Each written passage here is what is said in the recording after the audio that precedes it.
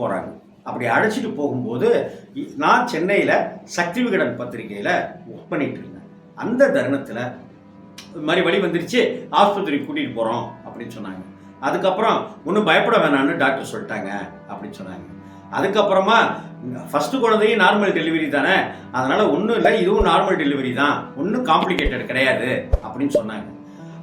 அதற்கு அடுத்தாப்புல குழந்தை பிறந்துருச்சு, மகள் பிறந்திருக்கிறாள், நம்ம வீட்டுக்கு மகாலட்சுமி பிறந்திருக்கிறாள் அப்படின்னு சொன்னாங்க.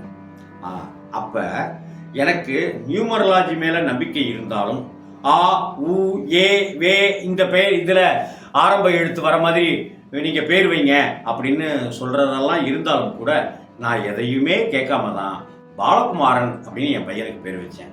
இப்போ குழந்தை பிறந்துருச்சுன்னு சொன்ன உடனே சென்னையில் மதியானம் பல்லவன் எக்ஸ்பிரஸில் ஏறி திருச்சியை